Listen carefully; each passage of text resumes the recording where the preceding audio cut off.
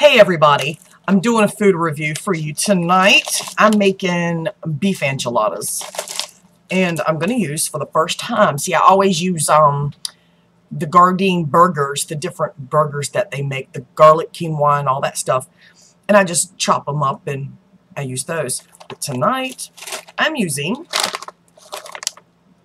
this here, Gardein, the ultimate beefless ground. I'm meat-free. Gluten-free, 84% less fat, cooks in 4 minutes, 80 calories, 12 grams of protein, no trans fat, no cholesterol. Here's your ingredients, very short list. Water, soy protein concentrate, expeller pressed canola oil, organic cane sugar, sea salt, yeast extract, onion powder, garlic powder, caramel color, natural flavors from plant sources, and spices. Non-genetically engineered soybeans and canola, manufactured in a facility that also processes wheat products. Certified vegan, right there on the back. I've never tried it.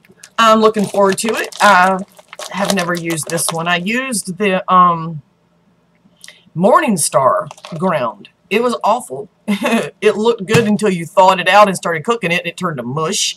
So I'm hoping this has a better texture. I will let you know. I open the package, and I'm going to show you what it looks like frozen.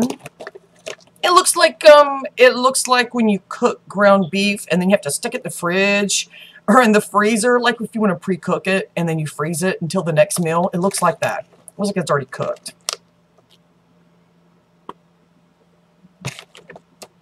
Hope you can see it. I'm going to focus it myself.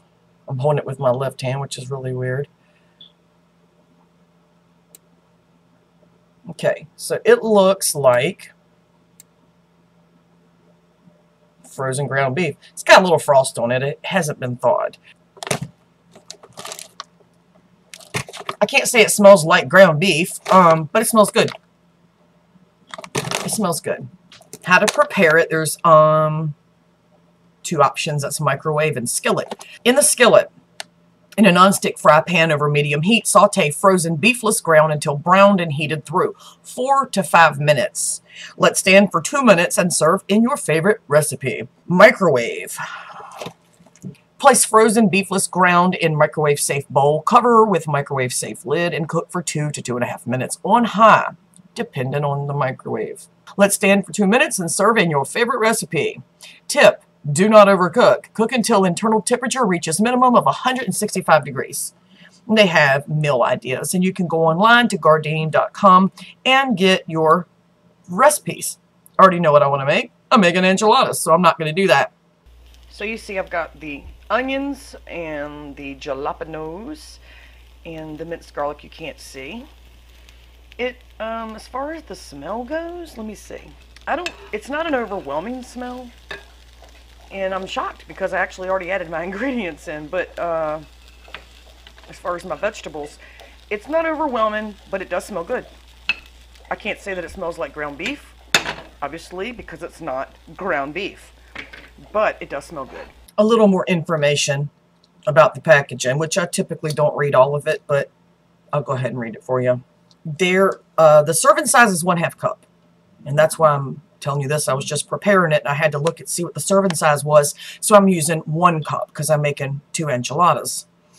There are 7 servings in this bag. This bag is 13.7 ounces, 80 calories per serving, 10 calories from fat. It's not bad. At 1.5 grams of fat, no cholesterol, no saturated fat, no trans fat, 230 milligrams of sodium, 5 grams of carbs, 3 grams of dietary fiber, 1 gram of sugar, and 12 grams of protein, 6% calcium, 10% iron.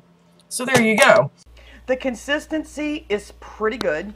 It didn't turn to mush like Morningstar did. I've mixed it in with my queso sauce, my con queso, my salsa con queso cheese stuff, and so far still good. It's not turning to mush. It's not falling apart. So I'm happy with this so far. I just took it out of the oven. It is nice and bubbly in the sauce there. And strangely enough, I wasn't aware that they made a green chili enchilada sauce until Doug brought it home tonight, but that's what I had to make it with. It's time to serve up. It's done. It looks really good.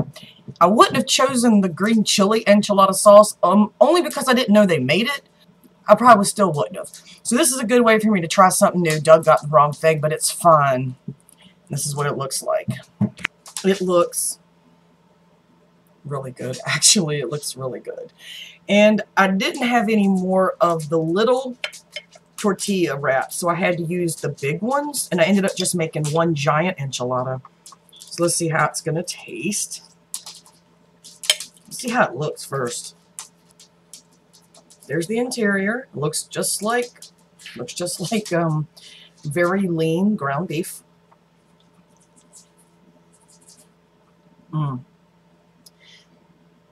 That's really good. The texture when you're eating it is spot on. It definitely is. I'm not at all surprised that I like this particular meat. Meatless meat, whatever. Gardein just knows what the hell they're doing. I have to say, texture, I'm going to give it, this is so delicious, I'm going to go eat and I'll be back to give you my numbers. So I finished it. It was delicious. Amazing. It was amazing. That's the first time I've been able to make those enchiladas with something besides. That was the first time I was ever able to make those without using the hamburger patties, because I would just cook them, cut them in slices, and put them in the enchilada wrap, just like my tacos. So that was really good. I'm just going to go ahead and rate them for you now. It's going to be obviously good. You're going to be hard-pressed to find a Gardein product that I don't like. They're good. Scale of 1 to 5, 1 being, what the hell were they thinking? Gross. Ugh.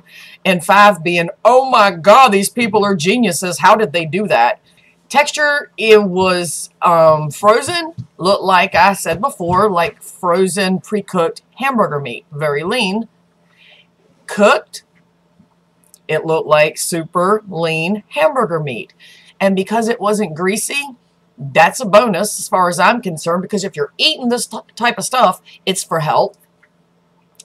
So you don't want the grease. So I'm going to give texture a 5, frozen and cooked. Color gets a 5. It looked like cooked ground beef. The color was dead on. The smell, frozen, smelled good.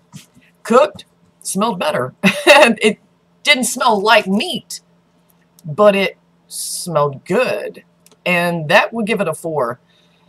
Taste, of course I didn't taste it frozen. That's disgusting. Cooked taste, it was good. I took a taste of it before I added any extra things other than my diced vegetables. So the vegetables were in it, but I pulled from where the vegetables weren't at, and it was good. It wasn't overwhelming. It wasn't a really strong taste, but it tasted good. It didn't exactly taste like hamburger meat. It maybe was more along the lines of ground turkey, maybe. I've only had ground turkey a couple times in my life. That was before I stopped eating meat. I give it a 4. All the way around, the value, I believe that those were $3.99 a bag, and it's like say a 13.7 ounce bag, and you get 7 servings out of it. That's pretty cheap, considering what you pay for hamburger meat, the real deal, and all the negative effects of hamburger meat compared to the not negative effects of this. The fact that it's GMO free and animal cruelty free and everything else. The price was well worth it. It tasted amazing. Pretty much, if it's got good scores across the board for me, when it comes to the value, they could pretty much name their price if it's something that others just can't seem to master, and they've gotten it right. And I'm going to give the value, the price, a 5. It's well worth it. So all total, it gets a 4.5. That's my final rating across the board. It gets a 4.5. It's pretty good. And you'd have to be, like I've said before in my videos, you'd have to be a non-meat eater to appreciate everything that I've reviewed on this. If eating meat is an option for you, you're automatically going to give these lower scores because you can always just have fucking meat. And that's why I prefer reviews that come from people that do not eat meat. Period. End of discussion. That's where you're going to get a positive review. Not positive necessarily if it's crappy. That's where you're going to get a real review, a logical review, a realistic review that will apply to you. So this one gets a 4.5. It was delicious. If you've tried this before, let me know in the comments. If you plan on trying it, let me know in the comments. If you found another brand besides Morningstar, theirs is awful. If you have found another brand of meatless ground beef that you like, tell me about it in the comments and tell me why and where I can get it because my options around here are limited. But that's my review, and I hope you all enjoyed it because I definitely enjoy doing these reviews for the food, and I enjoy eating the food when I'm done. Thanks for stopping by and listening to my shit. Hit the red button below and hang out with me some more, and everyone have a great night. Bye. Oh, this is the hand.